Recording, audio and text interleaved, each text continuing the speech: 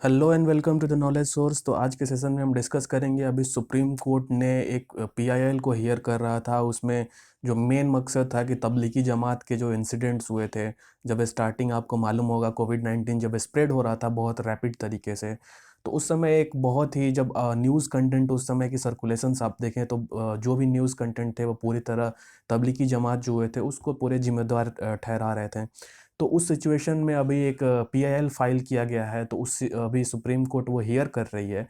तो उस कॉन्टेक्स्ट में हम अभी इस पॉलिटिक्स के अंदर नहीं जाएंगे, लेकिन हाँ हम देखेंगे कि कौन से न्यूज़ चैनल किस तरीके से वर्क करता है, और जो कंटेंट सर्कुलेट होते हैं टीवी न्यूज़ चैनल पे उसको कौन देख रेख करता है, या फिर कंटेंट की जो क्या क्वालिटी होनी चाहिए, या कहीं बायस्ड है या नहीं, तो ये कौन देखता है, हम ये इस सेशन में जानने की कोशिश करेंगे।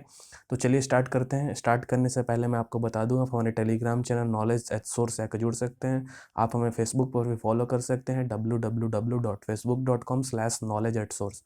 तो देखिए अभी एग्जिस्टिंग सिचुएशन ये है कि सुप्रीम कोर्ट जो ट्यूसडे 17 नवंबर को एक अपना स्ट्रॉन्ग डिस्प्लेजर अपना उन्होंने बताया है कि जो सेंटर के द्वारा एफिडेविट सबमिट किया गया था सुप्रीम कोर्ट में अगेंस्ट जो पीआईएल हियरिंग, जो तबलीगी जमात के अगेंस्ट ये जो हियरिंग हो रहा है, तो उसमें सुप्रीम कोर्ट ने अपना डिस्प्लेजर जाहिर करते हुए बहुत सारे ऐसे क्वेश्चंस भी पूछे हैं सेंट्रल गवर्नमेंट से, और एक अपनी ओपिनियन भी जाहिर की है कि अगर आप इस काम को नहीं करेंगे तो हमें किसी और एजेंसी को देखना पड़ेगा।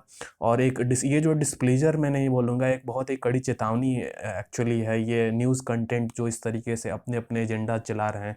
कुछ न्यूज़ चैनल जो हैं अपने तरीके से कुछ एजेंडाज़ को सेट कर रहे हैं, कुछ न्यूज़ चैनल अपने एजेंडा से सेट कर रहे हैं। तो एक न्यूज़ चैनल की जो कंटेंट की क्वालिटी होनी चाहिए वो कहीं ना कहीं डिग्रेडेड अभी है।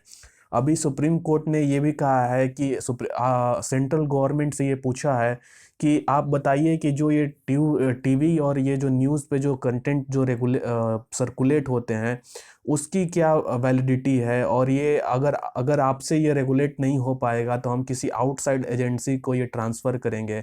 और 3 वीक का ये टाइम मिला है अभी सेंट्रल गवर्नमेंट को रिप्लाई करने का। तो अभी एक सिचुएशन ये बहुत ही अच्छी मानी जाएगी, क्योंकि अभी ये सुप्रीम कोर्ट को कहीं ना कहीं ये एक ड्यू था जो इस तरीके से न्यूज़ चैनल जो अपने अपने एजेंडा सेट करके चला रहे हैं।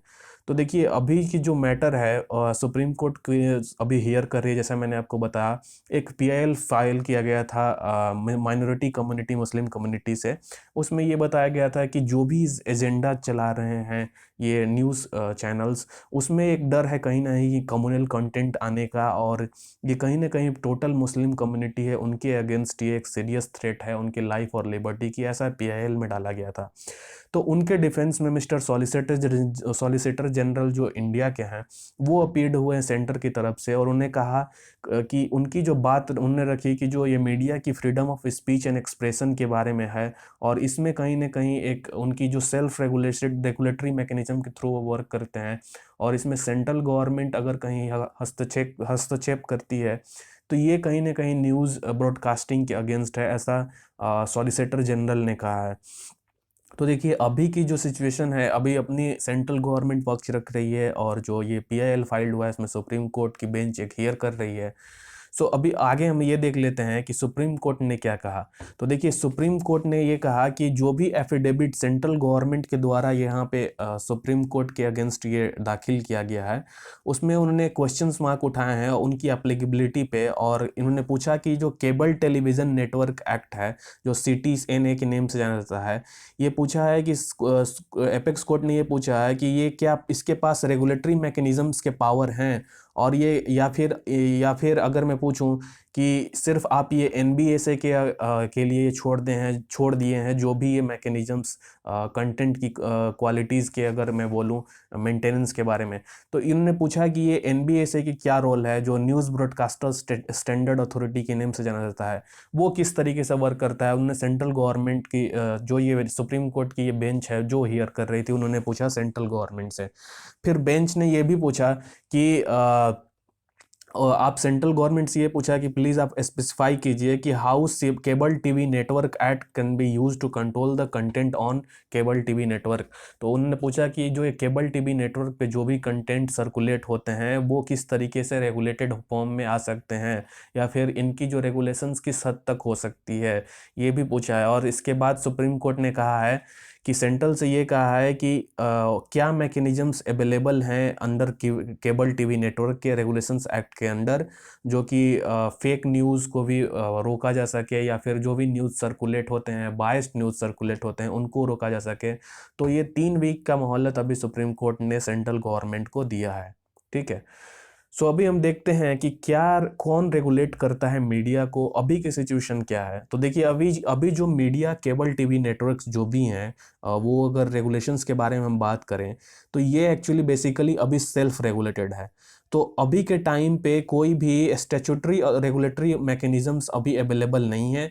और जो न्यूज़ और करंट अफेयर्स टीवी चैनल्स जो भी इंडिया में हैं वो regulated by the news broadcasters association, जिसे हम एनबीए के नेम से जानते हैं। तो एनबीए जो है वो बॉडी, वो एक्चुअली ये जो भी कंटेंट सर्कुलेट होते हैं न्यूज़ केबल टीवी नेटवर्क्स पे, उनको ये देख रेख करता है। बट जो इसकी रिकमेंडेशंस होती है वो स्पेसिफिक कोई गाइडलाइन नहीं है, एक प्रोसीजर्स है कि आप इस तरीके से वर्क किए, एक कोड ऑफ एथिक्स जो हम जिस तरीके से बोल सकते हैं, ये जो एनबीए प्रोवाइड करता है। लेकिन अगर पनिशमेंट के बारे में बात करें या इन सब चीज़ों के बारे में, ये कहीं कहीं दूर दूर तक आपको देखने को नहीं मिलेगा। ठीक है। फिर अगर हम मैं बात करूँ दूसरे, अगर प्रेस क्लब इंडिया जो भी आपको मालूम होगा कि ये न्यूज़पेपर्स की कंटेंट की क्वालिटी देखता है और क्या किस तरीके से वो वर्क कर रहे हैं, वो प्रेस क्लब ऑफ इंडिया है। जो मालूम होगा ये स्टैट्यूटरी बॉडी है और ये न्यूज़ प्रिंट जो है कंटेंट उनकी देख रेख करता है। लेकिन अगर मैं बात करूँ अगर डिजिटल मीडिया की, डिजिटल मीडिया जो केबल टीवी नेटवर्क्स हैं उनकी अभी कोई भी स्टैट्यूटरी बॉडी नहीं है जो कि पनिशमेंट्स की हो गई बात या जो क्वालिटी ऑफ कंटेंट वो सब देख सके। ठीक है। सो दैट्स इट फॉर टुडे। मैं आशा करता हूँ कि आपको इसमें कुछ नया सीखने को मिला होगा। और मैं ये भी आशा करता हूँ कि आने वाले समय में गवर्नमेंट कोई एक स्टैट्यूटरी बॉडी बनाएगी जो कि न्यूज़ चैनल को देख रेख सकेंगी। क्योंकि अगर डेमोक्रेसी के बारे में बात करें तो डेमोक्रेसी के सर्वाइवल की जो भी फोर्थ पिलर मानते हैं वो मीडिया है। लेकिन अभी की सिचुएशन मीडिया को कहीं भी ये नहीं कहा सकता है, क्योंकि मीडियाज़ अपनी अपनी एजेंडा चला रही हैं और इनकी जो सेल्फ रेगुलेटरी बॉडी है वो कहीं ना कहीं इन पे इनकैपेबल है अगर इनकी देख रेख के बारे में बात की जाए। So that's it for today. Thank you as always for joining.